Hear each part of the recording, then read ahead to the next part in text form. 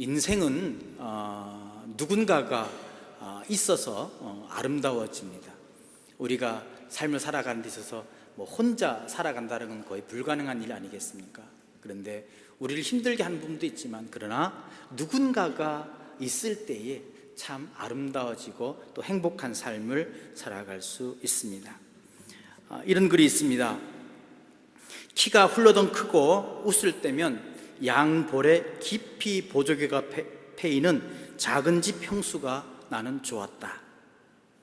시집온 지 며칠도 안 돼 운내가 밭에 나갔다가 하굣길 수박서리 하다 붙들린 우리 패거리 중에서 나를 찾아내 대름 그러면 안 되는 것이라우 할 때에도 수줍 문듯 불 밝힌 두 볼에 피어나던 보조개 꽃무늬, 방앗달이 지나 쑥대풀 우거지고 미루나무 숲바람에 춤추는 곳, 살의 긴 밭에 수많은 형수들이 엎드려 하루 종일 밭고랑 너머로 남쪽 나라 십자성 부르는 곳, 저녁에 소몰이꾼 우리들이 몇 갚는 냇가로 호미 씻으러 내려와서는 대름 너무 짚은 곳에는 들어가지 마시오니 할 적에도 왈칵 풍기는 형수의 땀 냄새가 나는 좋았다.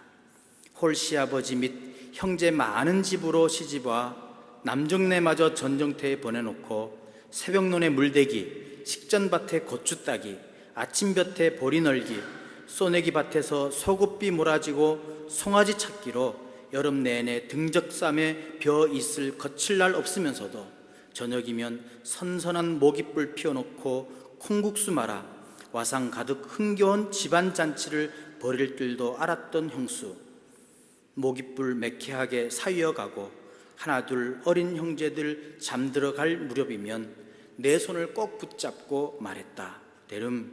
대름은 꼭 우리 집안에 훌륭한 사람이 되어야쓰.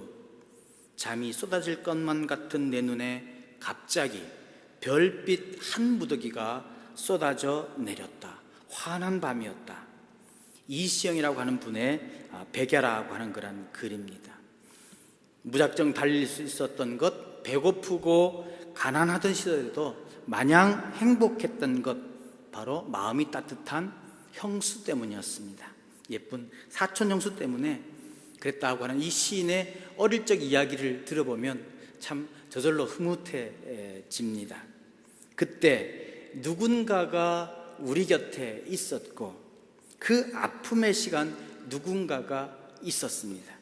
그 암담하던 시간에도 그 누군가가 있어서 우리 갸냘픈 인생을 세워질 수 있었음을 깨워주는 귀한 글입니다.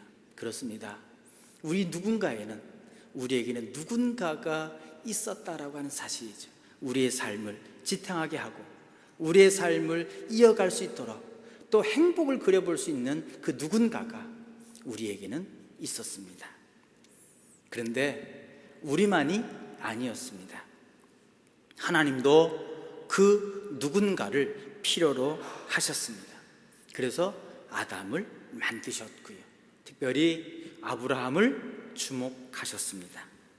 현년 사건을 통해서 그의 가정에 하늘 축복도 담아 주셨습니다. 감격하던 아브라함, 하나님께서 소돔과 고모라 성을 향한 하나님의 심판 계획을 알게 되면서 벌떡 일어섭니다. 죄악으로 넘쳐나던 두 성읍을 향한 하나님의 심판은 시작됐습니다. 그때 아브라함은 따지기라도 하듯 하나님 앞으로 나아갔고 간절함과 눈물의 호소가 시작됩니다. 주께서 의인을 악인과 함께 멸하시겠습니까? 긍휼이 풍성하신 하나님, 아브라함의 요청을 허락하십니다. 그 성의 악함을 누구보다도 잘 아는 아브라함, 그 성의 수많은 사람들 중에서 하나님의 뜻을 살아가는 사람 50명이 있다라고 하는 것, 물론 그것을 찾는다라고 하는 것 불가능해 보였습니다. 하지만 그는 하나님께 아뢰입니다. 다 멸하시겠습니까? 아니, 50명이 없으면 40명이라도 30명이라도 계속되는 이 아브라함의 요청, 무슨 흥정하는 것처럼 보였지만 그것은 바로 그의 영혼을 사랑하는 마음이 있었던 것입니다. 그것은 바로 죄악 세상을 향한 하나님의 마음은 아닐까 생각해 보는 것입니다.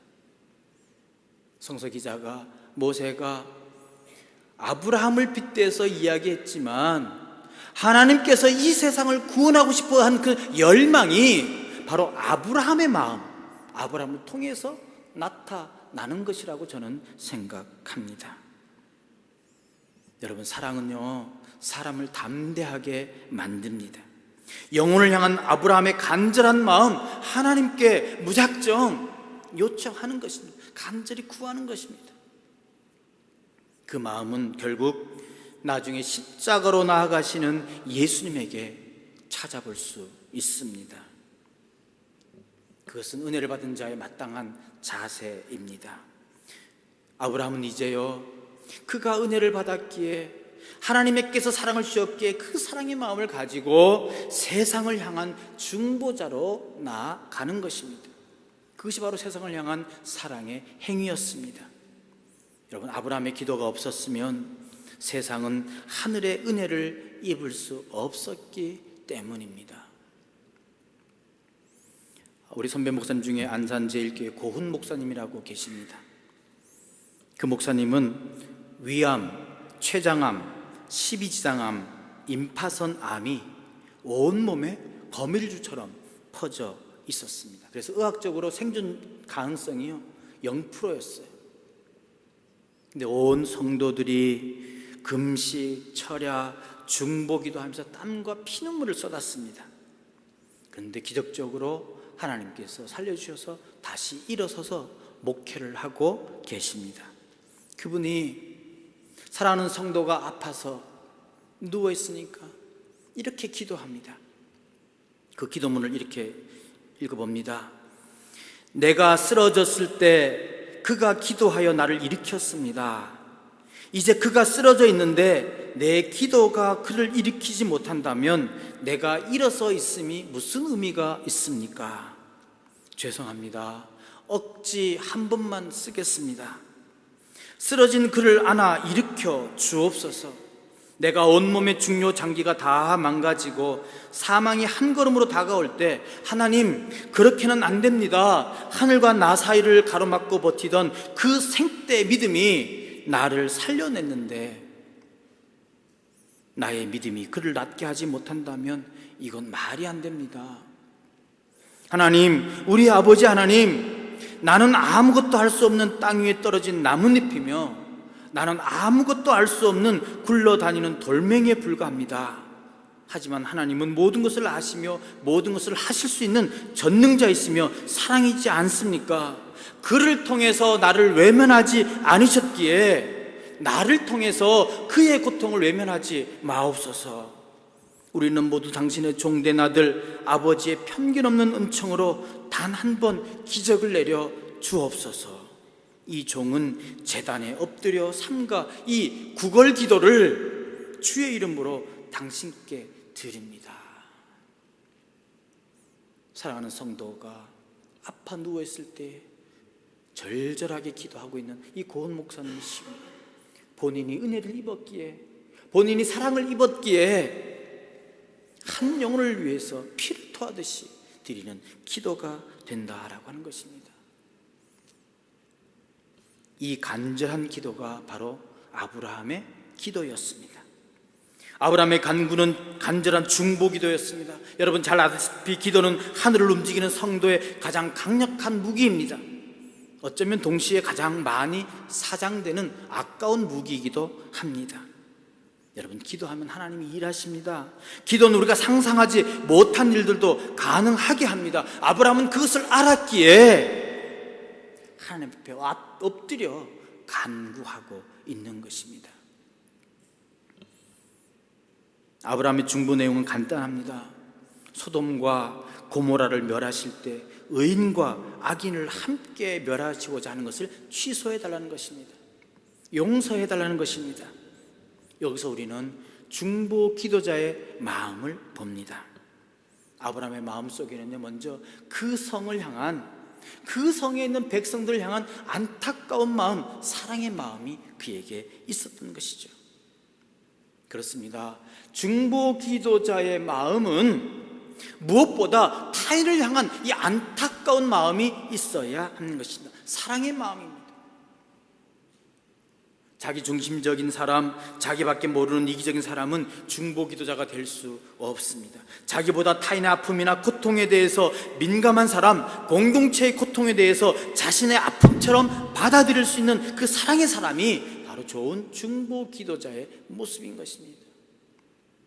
바울은요, 아브라함은요, 정말 말할 수 없는 그 하나님의 은혜를 받았기에 그는 타인을 향한 안타까움이 그의 마음속에 있었습니다. 아니, 하나님의 마음이 그의 마음속에 있었던 것입니다. 오늘 살아가는 신앙인들의 문제가 무엇이라고 생각합니까? 그것은 바로 무감각의 질병입니다. 죄로 인해 쓰러지고 넘어지는 세상을 보고 있으면서도 안타까움이 없습니다. 허구한 날 많은 일들이 일어나니까요, 그냥 무덤덤하게 지나버리고 맙니다. 무너져가는 이 현실을 바라보고 있으면서도요, 영적인 감각이 없습니다. 엘리 제사장처럼 영적인 위기의식도 없습니다. 사단의 불화살에 받아 신음하는 내 이웃들을 보면서도 아파하지 않습니다. 인생의 무거운 짐에 쓰러지고 허우적거리는 자들을 보면서도 아무런 영적인 감각이 없습니다. 영적인 무감각의 질병, 이것이 오늘 이 시대를 살아가는 우리 모두의 질병 아니겠습니까? 거기에 중보 기도자는 바로 타인의 고통에 대해서, 공동체의 아픔에 대해서, 나라와 민족, 열방의 문제에 대해서 그런 영적인 민감성을 가져야 하는 것입니다. 그래야 그 아픔을 나의 아픔으로 끌어안고 안타까운 마음으로 주님 앞에 엎드릴 수 있는 것이죠. 그래서 아브라함은 그 아픈 마음으로, 안타까운 마음으로 하나님 앞에 엎드립니다. 그렇지 않습니까? 사랑은 담대하게 만든다 그러지 않습니까? 어떻게 감히 하나님 앞에 요청할 수 있겠습니까? 근데 아브라함은요, 그 안타까운 마음으로 하나님 앞에 엎드립니다. 하나님, 그 성에 의인 50명이 있다면 그들을 보시고 멸하시고자 하는 계획을 용서해 주실 수 있냐는 것입니다. 어쩌면 아브라함의 요청 당돌한 것인지도 모르겠습니다. 하나님께서는 이미 소돔과 고모라의 악행을 보시고 멸하시겠다는데 조건을 붙여서 용서를 구하는 것, 불경스럽게 생각할 수도 있습니다. 근데 놀랍게도요, 하나님은 그걸 불경하게 여기지 아니하시고 그 요구를 들어주십니다. 26절 보십시오. 여호와께서 이르시되 내가 만일 소돔성 가운데에서 의인 50명을 찾으면 그들을 위하여 온 지역을 용서하리라. 이것이 바로 중보기도의 위력입니다.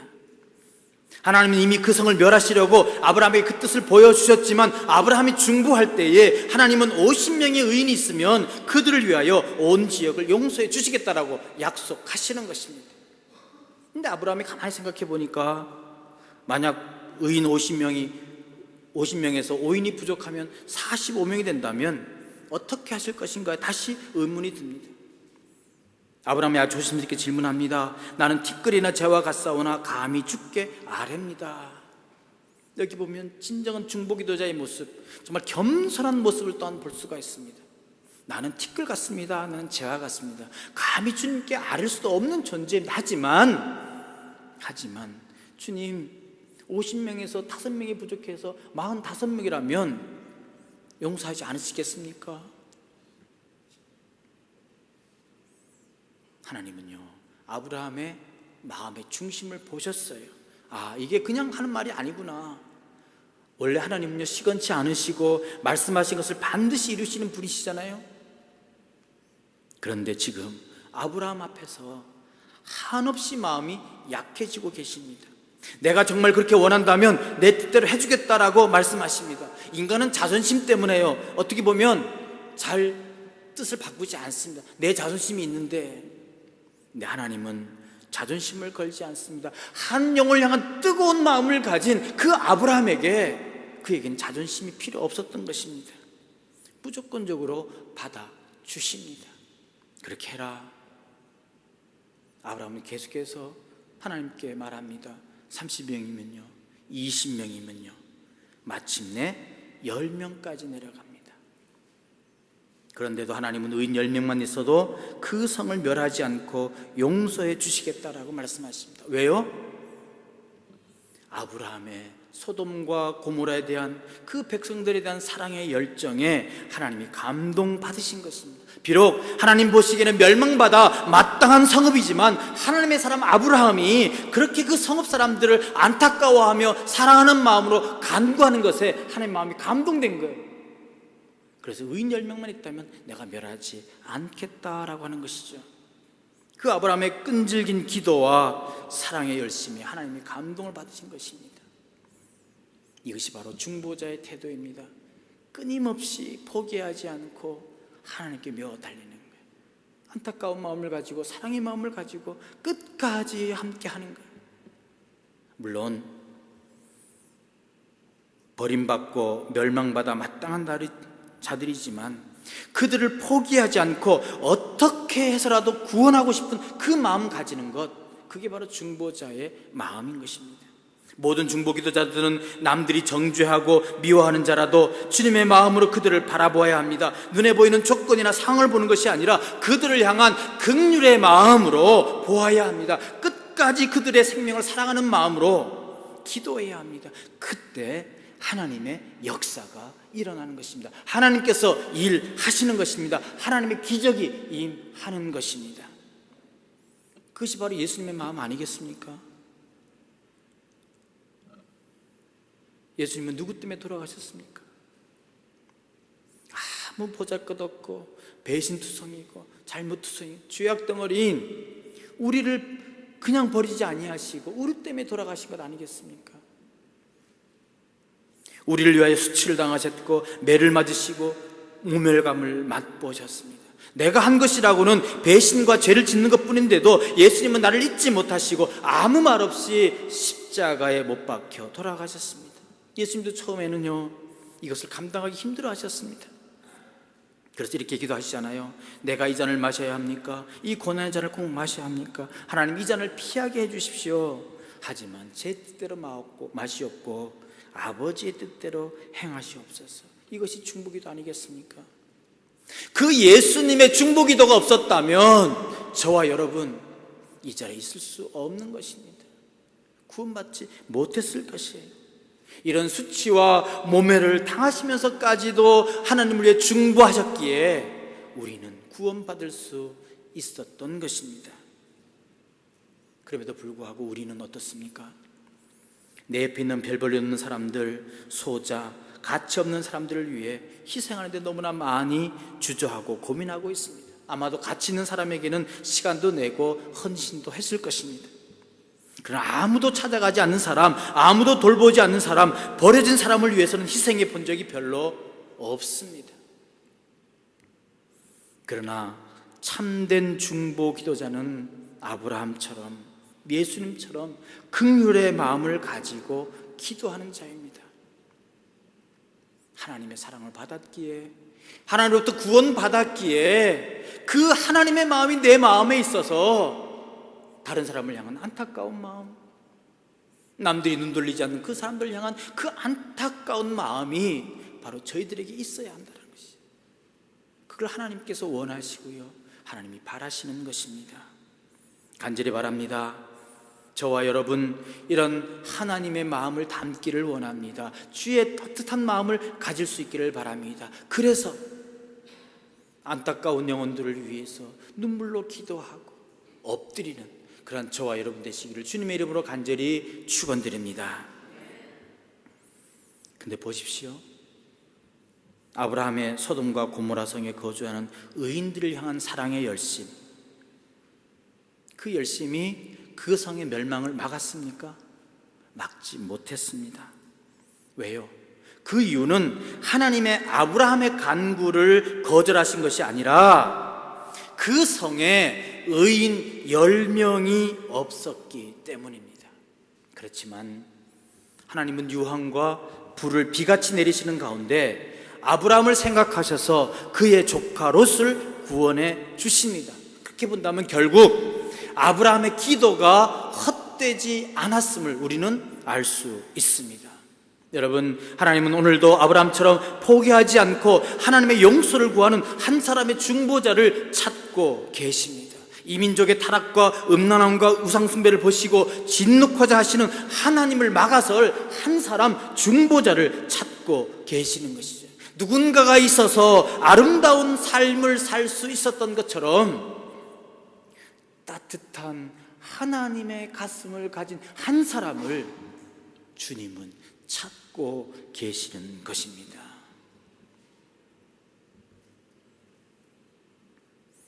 저는 이 본문을 읽을 때마다, 이 기도문을 읽을 때마다 늘 안타까움이 한 가지 있어요. 그것은 뭐냐면, 하나님, 50명 의인을 찾으면 용서해 주시겠습니까? 45명 찾아오면 용서해 주시겠습니까? 안 찾아지거든요. 그러니까 40명이면요, 30명이면요, 20명이면요, 10명을 찾으면 용서해 주시겠습니까? 그런데 왜 거기서 끝났을까라고 하는 거예요. 그게 안타까운 거예요. 하나님, 부족하지만 한 사람 죄가 있지 않습니까? 저를 봐서라도 살려주시면 안 되겠습니까? 사도 바울의 안타까운 마음 여러분 잘 아시죠? 내가 죽을지언정 우리 민족이 구원받기를 원합니다. 저를 봐서라도 우리 민족을 구원해 주십시오라고 하는 그 사도 바울의 안타까운 마음. 아브라함이 한 번 더 나갔으면 어땠을까라고 생각해 봅니다. 그렇게 기도해도 괜찮을 것 같아요. 왜냐하면 예레미야 5장 1절에 보니까 이런 말씀이 있습니다. 너희는 예루살렘 거리로 빨리 왕래하며 그 넓은 거리에서 찾아보고 알라. 너희가 만일 공의를 행하며 진리를 구하는 자를 한 사람이라도 찾으면 내가 이 성을 사하리라. 분명히 말씀해 주셨어요. 한 사람이라도 찾으면 이 성을 사해 주겠다. 그러니까 하나님은 한 사람을 찾고 있는 거예요. 한 사람의 중요성, 바로 나부터 시작해야 되지 않겠습니까? 나 한 사람이 얼마나 중요합니까? 나 한 사람이 가정을 변화시킵니다. 사회를 변화시킵니다. 이 나라가 변합니다. 주 예수를 믿으라. 그리하면 너와 내 집이 구원을 얻으리라. 분명히 말씀해 주시고 있지 않습니까? 나 한 사람으로 인해서 가정이 변화되고 교회가 변화되고 사회가 변혁된다는 말입니다. 근데 왜 아브라함은 거기서 멈췄을까? 참 안타깝습니다. 여러분, 내 자신 한 사람이 의의 불을 켤 때, 의의 등불을 켤 때 이 등불은요 결코 적은 것 아닙니다. 유명한 초대 교부인 성요한 크리소스톰은 이렇게 말했습니다. 만약 한 명이 진지하게 의를 추구한다면, 그리고 그 한 명이 10명이 될 수가 있다면, 그 10명이 50명이 되고 50명이 100명이 될 수가 있다면, 그리고 100명이 1000명이 될 수가 있다면, 그리고 계속해서 이렇게 말합니다. 한 사람이 촛불을 켤 수가 있다면, 그리고 그 촛불이 또 다른 사람에게 점화가 될 수 있다면, 10개의 촛불이 된다면, 캄캄한 밤 100개의 촛불이 빛난다면, 마침내 그 촛불이 1000개의 촛불이 빛날 수가 있다면 우리의 어두운 도시는 그만큼 환해질 수가 있지 않겠는가? 오늘 아침 하나님이 주신 우리의 도전입니다.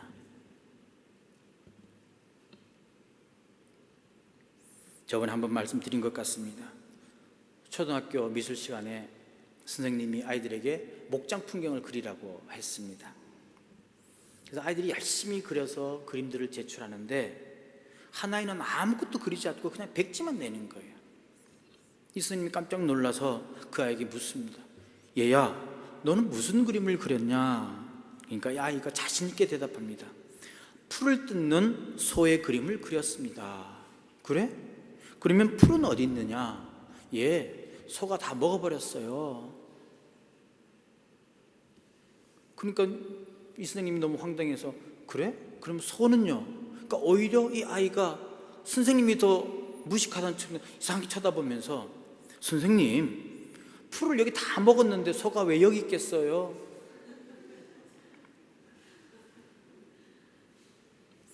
아예 기발한 대답이 웃음을 자아내긴 하지만요, 왠지 좀 씁쓸합니다. 오늘 말로만 그림을 그리는 아이처럼 단순히 입술로만 신앙생활을 하는 사람을 통해서는 하나님의 역사는 일어나지 않습니다. 고개만 끄덕이다가 가는 사람을 통해서는 역사는 일어나지 않습니다. 하나님의 가슴을 가지고 세상을 품고 가정을 품는 사람을 통해서만 생명의 역사는 계속됩니다. 하나님의 교회는 그런 사람이 필요한 것입니다. 누군가가 있어서 아름다운 삶이 된 것처럼, 행복한 삶이 된 것처럼 하나님은 그 누군가가 되기를 우리에게 요청하십니다. 하나님의 따뜻한 마음을 가지고, 하나님의 그 따스한 가슴을 가지고 죽어가는 영혼들을 안타깝게 바라보며 기도하는 자를 주님께서는 찾고 계십니다. 그 한 사람을 찾고 계십니다. 하나님의 가슴을 품고 하나님이 찾으시는 사람, 그 사람이 바로 저와 여러분이 되시기를 주님의 이름으로 간절히 축원드립니다. 기도하겠습니다. 하나님 감사합니다. 이 어지러운 세상 가운데서 한 사람을 찾으시는 그 주님의 음성을 듣습니다. 은혜를 받았기에, 사랑을 받았기에 그 사랑의 마음을 가지고 죽어가는 영혼들 위해 안타깝게 기도하는 그 한 사람을 찾으시는 주님의 음성을 듣습니다. 주님, 저희가 그 사람이 되기를 원합니다. 주님, 그 사람이 되어 이 세상을 향해 나아가기를 원합니다. 엎드리기를 원합니다. 주님, 역사하여 주시옵소서. 저희들을 사용하여 주시옵소서. 예수 그리스도 이름으로 기도합니다. 아멘.